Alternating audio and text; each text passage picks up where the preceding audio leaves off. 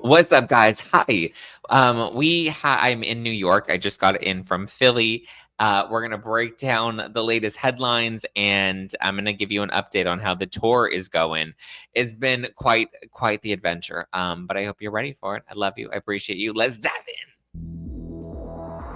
You're listening to No Filter with Zack Peter, your go-to source for all the latest pop culture and reality TV tea, served fresh all week long.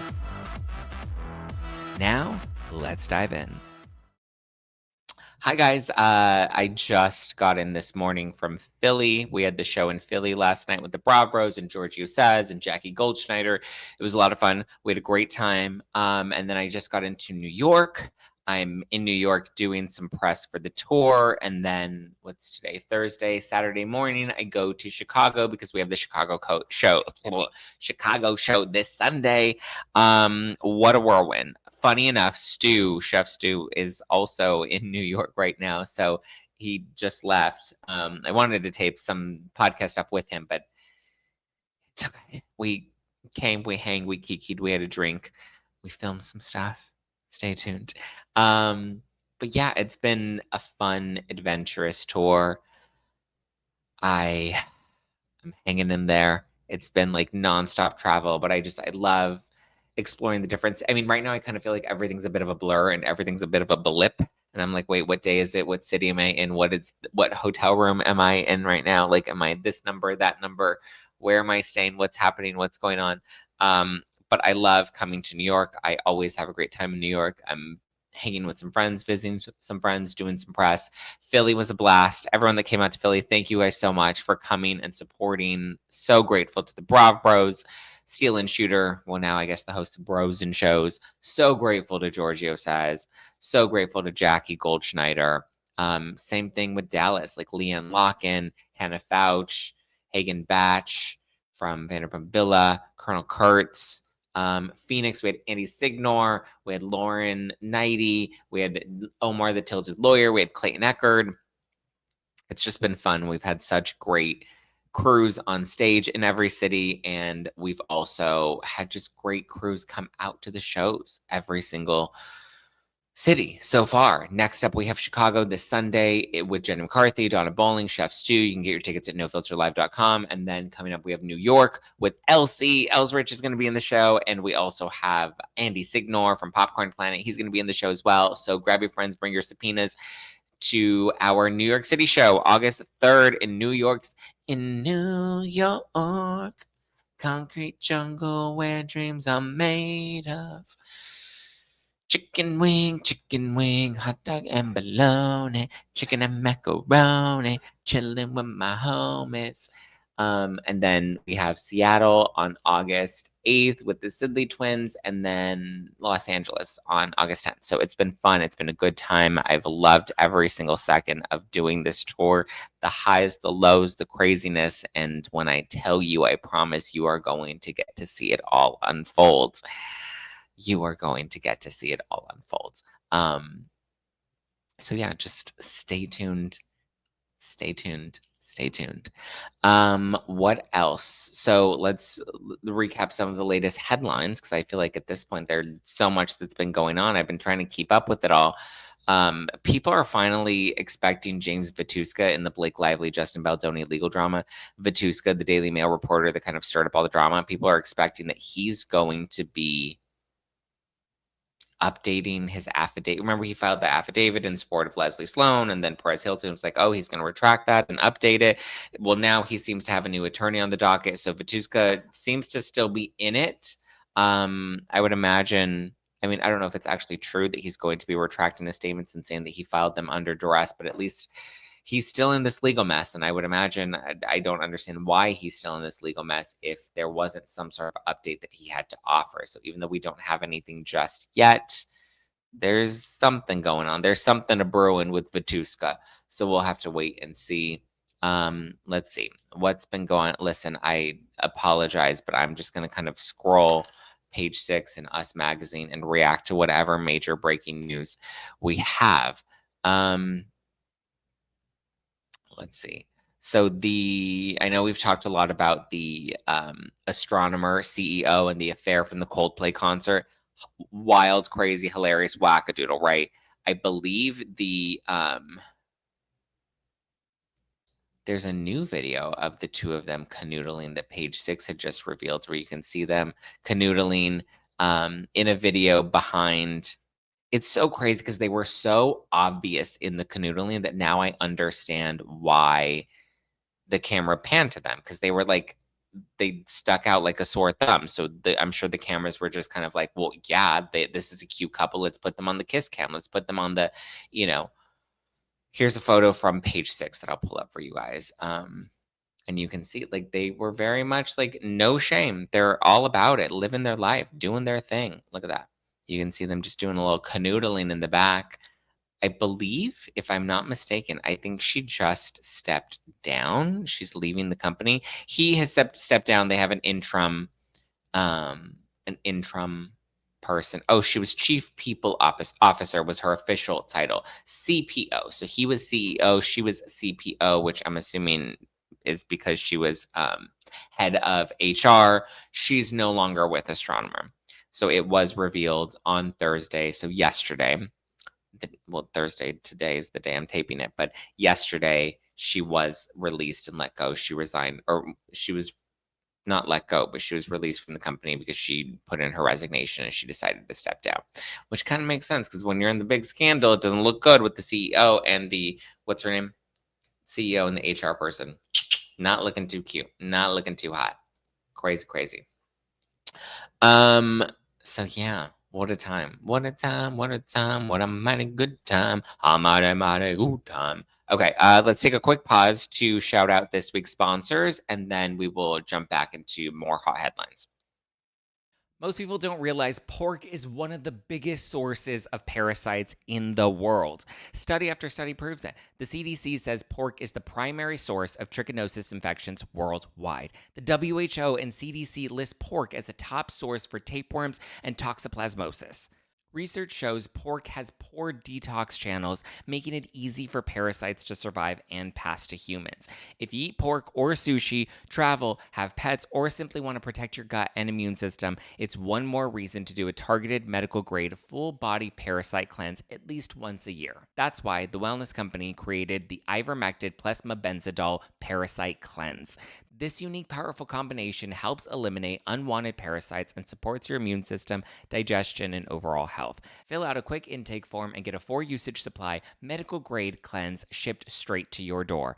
Head to twc.health/nofilter and use code NOFILTER to save $90 off plus free shipping. That's twc.health/nofilter and use code NOFILTER. Okay, who here is tired of bloating? I know I am. Whether you're at work and you can't focus because you're feeling kind of off, or maybe you're on a date and you're bloated and just not feeling confident. For me, I'm on camera all the time. So I not only want to look good, but I also want to feel good. I want to be able to focus and I want to be able to give my best, right? Which is why I'm very excited to introduce to you Seed's DSO1 Daily Symbiotic. It's a prebiotic and probiotic supplement that has just come onto my radar and I've been loving it so far, and that's why I had to share it with you, right? DSO1 is formulated with 24 clinically and scientifically studied strains to support whole body health. I'm talking about everything from gut health, check, skin health, heart health, immune health, gut barrier integrity. It's formulated with strains that are clinically validated to reduce abdominal bloating and intermittent constipation after only 2 weeks. It's shown to increase good bacteria by over 400%, okay?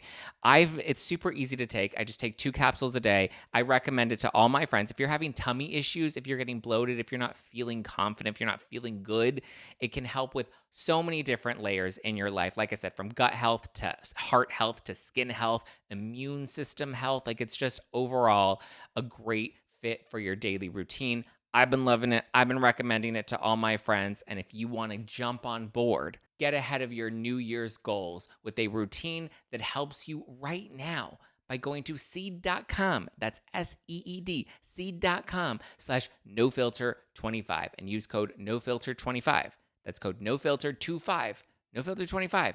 And that's 25% off your first month of Seed's DS01 Daily Symbiotic at seed.com/nofilter25, code nofilter25. Go right now. Join the fun on DraftKings Casino, ranked the #1 online casino experience. They've got everything that you've been searching for. Thousands of exciting games, huge jackpots, exclusive offers, and more. New players get a 10-day welcome offer. 500 spins on Huff and More Puff when you play just $5 to start.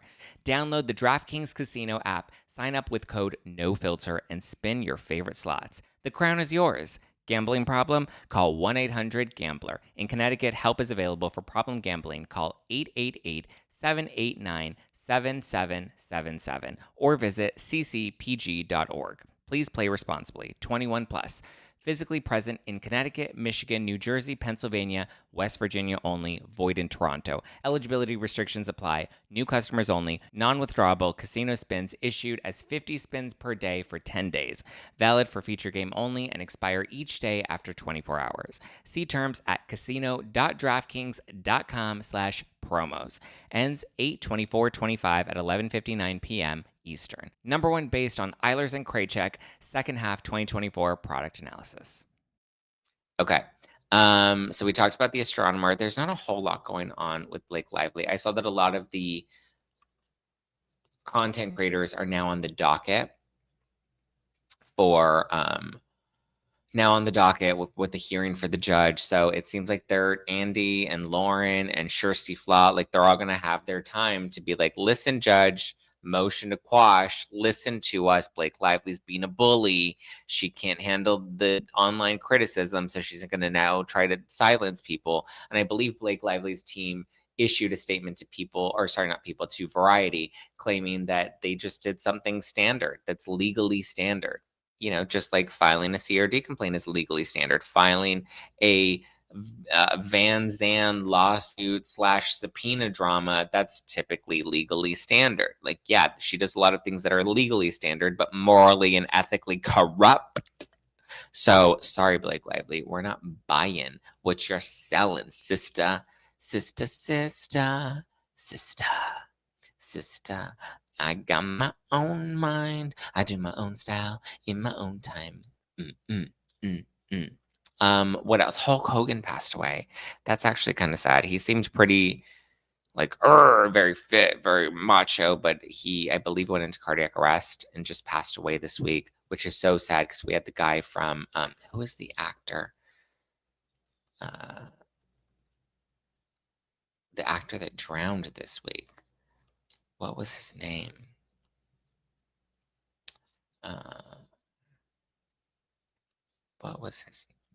Malcolm Jamar Warner. He was on the Cosby Show. He passed away this week. We had Ozzy Osbourne that passed away this week, and then we had Hulk Hogan, which is very disheartening. Like we had a loss in threes. It's just a lot of sad news. I saw Lisa Vanderpump shaded Scheana Shay just in relation to Ozzy Osbourne because he passed away. And Lisa said that she was asked by TMZ about Scheana Shay's book, and she's like, I don't care what she has to say. I don't care about her bullshit. She's like, at this point, the only thing that I care about, the only thing that I'm worried or concerned about is Ozzy Osbourne. And she sent some, sweet condolences to the family. Sharon Osbourne, I don't know if you guys remember this, but Sharon Osbourne was on a show called Rock of Love Girls Charm School. And there was a very iconic fight scene. I remember. So on Charm School, there was Sharon Osbourne was the host of Charm School season 2. That was the Rock of Love Girls. So there was a reality show called Rock of Love that followed Flavor of Love. And Flavor of Love had their own season of Charm School where they wanted to kind of like rehab the worst reality villains on Flavor of Love. They brought them from seasons 1 and 2 onto Charm School with Monique, and Monique was there to kind of help them rehab their bad behavior. It was like an etiquette school. It was well, I mean, it was essentially Charm School. And so season 2 with Sharon Osbourne, she did it with the Rock of Love girls. One of the most notorious villains is Meghan Hauserman. Meghan was, I believe, on season 2 of Rock of Love, and she ultimately ended up getting her own spinoff called Meghan Wants a Millionaire. That show lasted for, I think, 3 episodes before it was pulled from the air because there was this whole murder scandal. And there was this guy, Ryan Jenkins, who I believe was in her final 3 on Meghan Wants a Millionaire, but it never finished airing because they pulled it because after the show had finished recording, when it started to begin airing, I guess he found this model and married her and then ultimately ended up whacking her, like taking her out, and tried to, discard of her and hide the evidence. And he ended up trying to flee to Canada and then ultimately ended up whacking himself in the process of it. And it was like this big scandal because they were on the hunt for him because they found out that he had done this to his new wife and tried to, I think, like discard her identity, with getting rid of the teeth and the fingerprints so that you couldn't identify who she was. Ultimately, I think they were able to identify her through her implants.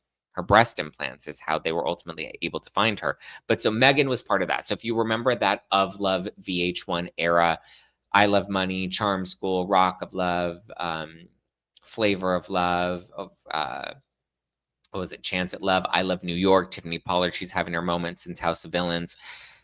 So if you remember that era, if you remember that season 2 of Charm School, Meghan Hauserman had beef with Sharon Osbourne. Meghan was one of the bad girls on the show.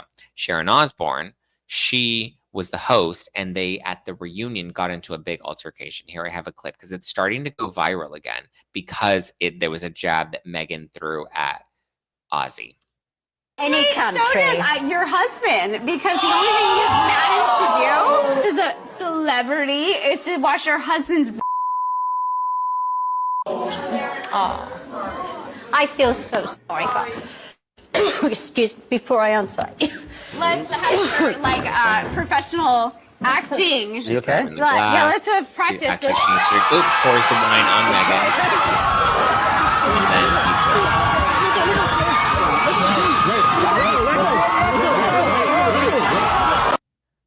So I remember watching this as it was all unfolding at the time because I loved all of these shows. I loved Charm School. Like, it was all such good time, so much fun, like just reality TV escapism, right?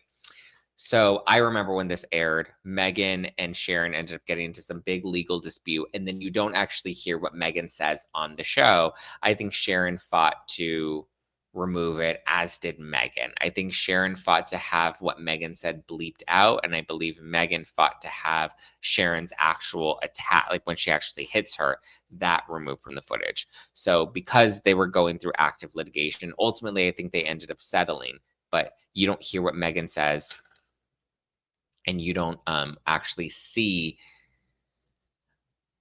what Sharon does to her. You just see her throw the glass on, like, it looks like wine or maybe juice or something. You just see her pour that on Meghan, and then you hear Meghan get bleeped out for what she said. So according to the Daily Mail, Meghan said the only thing you've managed to do, and you see her, the only thing you managed to do as a celebrity, and then the rest of the part's bleeped out. But according to Daily Mail, Meghan told Sharon Osbourne, the only thing you've managed to do as a celebrity is watch your husband's brain turn into a vegetable. And that's when Sharon said, you can go after me, that's fine, but when you go after my family, that's when it's gone too far. And so that's when she decided to throw whatever was in her glass on Meghan and then hit her and like attack her on stage, which is crazy because normally the hosts are not attacking the contestants. Normally it's the contestants fighting with each other. But in this case, we saw what we saw. But that clip has started to resurface online because it shows how much Sharon loves Ozzy, and she's going to defend him, and she's not going to let somebody, make such a disparaging, derogatory comment about their husband like that. So that clip has resurfaced. It's been going around, and just kind of, bringing everything back to life. But it's fun to kind of revisit that. But it is sad at the same time because, obviously it's sad that we've lost Ozzy Osbourne, who really was a rock legend. We have Hulk Hogan. He's been estranged from his family, specifically his daughter. They haven't talked in 2 years. They had issues in their relationship. She's had kids, and she decided to cut him out and cut the mom, Linda, out. And now, obviously, he's passed away. So it's interesting to see what their reactions are going to be to all of this. As of my recording right now on Thursday evening, this is airing Friday, though, it doesn't appear that either family member have made any statements, but we'll see. They just haven't spoken in a very long time. It's interesting. I'm curious where this is gonna go. But yeah, we got Lisa Vanderpump shading Scheana. We had the unfortunate losses between the three, between Ozzy and Hulk Hogan and the Cosby Show actor. Why is his name? Malcolm Jamar Warner. That was unfortunate, especially because they were all kind of tragic. Like, well, Ozzy, I think, passed away peacefully. Hulk went into cardiac arrest, and then Malcolm Jamal Warner, I believe he drowned. So it's interesting and sad and just tragic. So love to their families, and hopefully they get a little time to process all of this in peace. Let's see, was there anything else super juicy or ground? Oh my God, the what do you call it? Freaky Year Friday premiere. I'm so sad. All the fun premiere, the Fantastic Four premiere and the Freaky Year Friday premiere, they happened this week, and I'm so sad that I'm traveling and on tour this week because I'm like, I would have loved to have gone and seen them. Like, I just see all my friends at all the premieres and doing all this stuff, and like, I would love to, but I'm literally not in town, and so I'm like, it's so sad. But I'm so excited to see Freaky Year Friday, watching the press tour with Jamie Lee Curtis and Lindsay Lohan, and Lindsay looking snatched.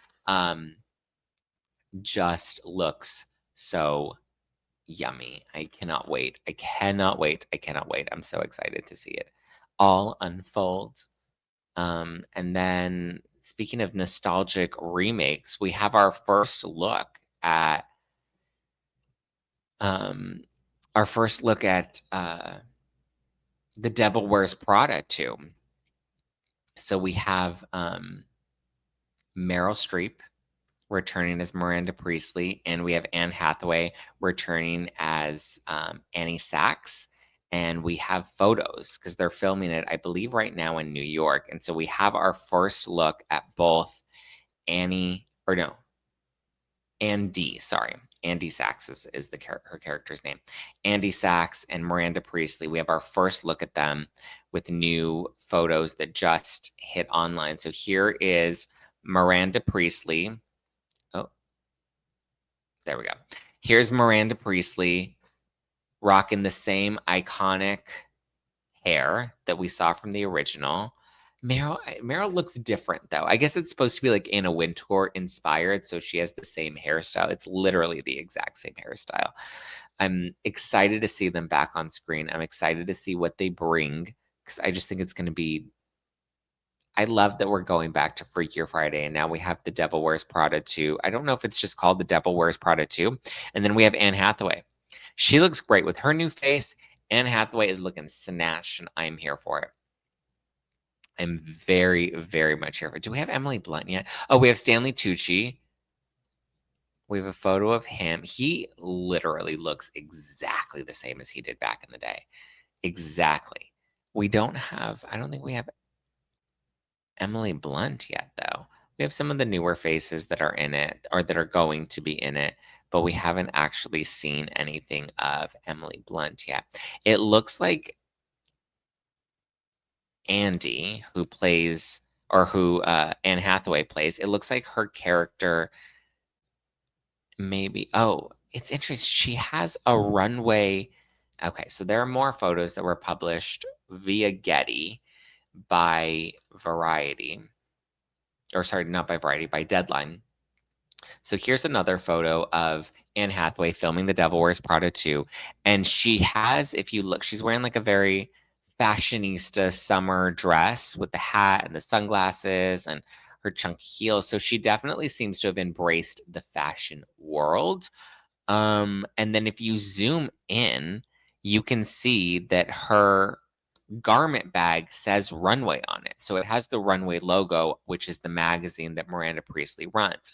Now, from what we've heard about the new film, it's going to be Anne Hathaway, or we don't know Anne's role yet, but we do know that there's some big battle between Emily, who's played by Emily Blunt, and Miranda Priestly, because Miranda runs Runway, and then Emily, I think, is like bringing this new wave of digital fashion. Like, instead of traditional print media, now there's like this new wave of social media and digital media. And so I believe Emily runs some sort of like digital media empire, and Miranda's trying to like keep up with everything and trying to keep the magazine still afloat in spite of all that. So her and Emily are clashing, and then somewhere along the way, Anne Hathaway's character comes in to either help save Runway or do something. But Anne Hathaway is just looking incredible in this new film. So fashionista, like so fashionista. And I'm here for it. I'm loving it. Miranda Priestly's looking great. I mean, she's still got her cute fashion going. So we'll wait to see what comes of The Devil Wears Prada 2, but I'm happy that it's in production. I'm happy that we got Free Here Friday. That all brings joy to my heart. Let's see. So here's this new article that was published in Us Weekly about the Sarah Michelle Gellar, Jennifer Love Hewitt feud that stemmed from I Know What You Did Last Summer. Let's review it, because it says their feud explained.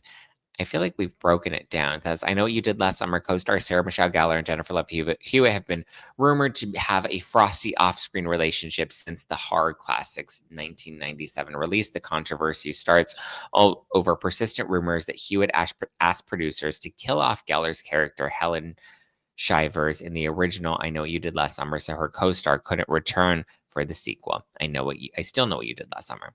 Hewitt has always denied having any part of Gellar's character being written out of the franchise. Well, it was the first movie, and you always have to get, like, that became a staple, right? In like Scream, when they killed off Drew Barrymore in the first movie. So it's like, that's kind of on par with how horror films work. Like, you kill off the big stars, right? All of the drama bubbled back to the surface in 2025 with the release of the legacy sequel, I Know What You Did Last Summer, which features Hewitt reprising her role as Julie James opposite Gellar's husband, Freddie Prinze Jr., as Ray Bronson. Gellar announced prior to the new I Know What You Did Last Summer going into production that she wasn't returning because of Helen's on-screen death. Fans of the horror franchise were disappointed when Gellar and Hewitt did not reunite at the July 2025 premiere, even though they were both in attendance. Gellar was quick to squash any of the suggestions of the feud, while Hewitt insisted in a separate interview that she was good with her former co-star. So I guess the drama started in the 90s, the rumors of the rift between... Sorry, I don't mean to phone it in and just read articles, guys. I am on tour, and I'm reading these as they're breaking, and I'm trying to give you all of me and my best.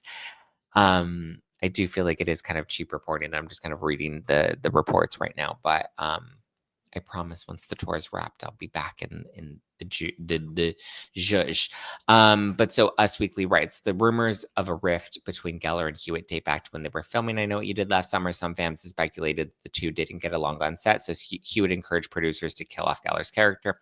Hewitt addressed the accusations head-on during an appearance on the I Never Said This Before podcast in December of 2024 in order to dispel stereotypes that girl actresses don't like to work with girl actresses. I was 18. They were not taking script notes from me, guys, Hewitt insisted, before saying that she was totally friends with Gellar back in the day. She went on, all of us were in that experience together, kind of figuring it out and everything. I rooted for her and Freddie, and I think it's the cutest thing in the world that they would be married for 100 years and have kids. It's adorable. It's just been really funny to see all of the stuff that people think. Gellar announced in 2024 that she was not returning to the director to I Know What You Did Last Summer's legacy sequel, even though Freddie Prinze Jr. was involved, her husband. She bluntly explained to people, I am dead. Like, she made it clear that her character is dead. I am dead.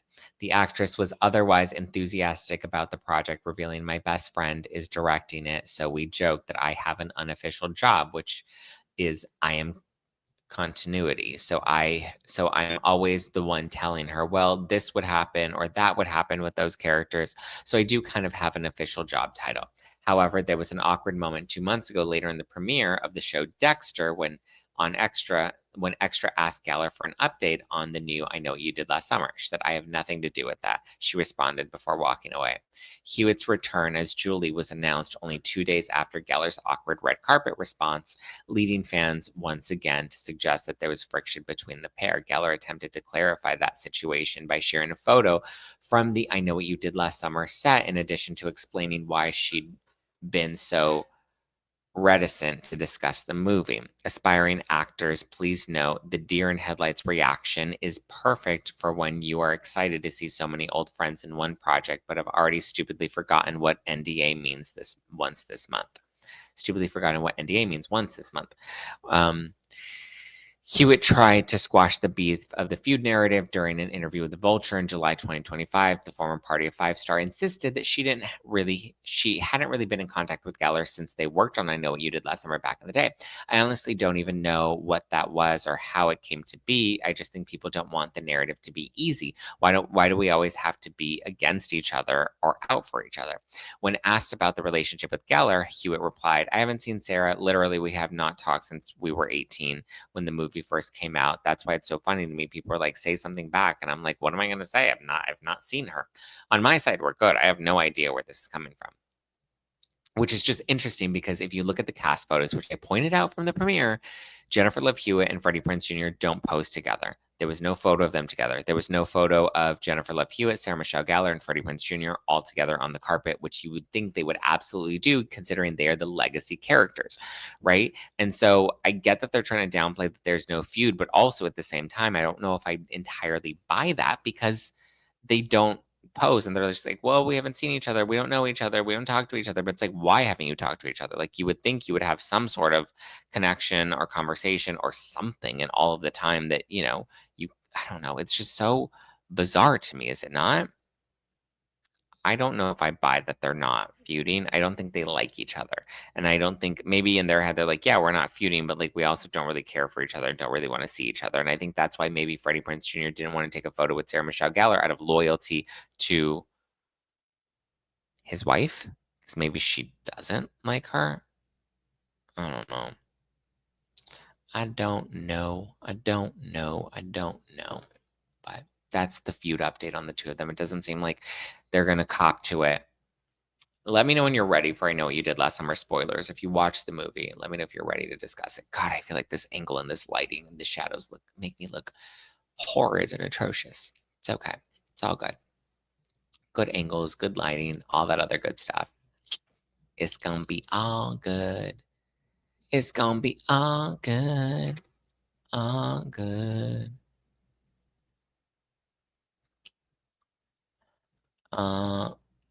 Good. All right, guys. Well, grab your friends, wear your florals, and I will see you this Sunday. I'll see you this Sunday in Chicago. Chef Stu, Donna Bowling, Jenny McCarthy, this Sunday at the Rhapsody Theater in Chicago. I'm so excited to see everybody, meet you guys. Let's have fun. Let's do it. Let's have fun. Let's do it. I can't wait to hang with everybody in the house. Everybody in the house. Let's go and get it down. All right. Love you guys. Appreciate you. I will be back on Monday. Monday will probably be another pre-recorded episode from Chicago. Because then I will be back. I fly back to LA Monday morning. So that will probably be a pre-record. And then I will be back to live streaming on Tuesday, Wednesday, Thursday, Friday. The live streams will be back. So stay tuned. I will be back. But until then, have fun. Have a great weekend. Don't use teeth this weekend. Enjoy it. And come on out this Sunday. Come on out next weekend to City Winery in New York City. Get your tickets now, guys. Please, please, please come and support us. We want to have a fun night and full rooms and just like have all the yummy goodness.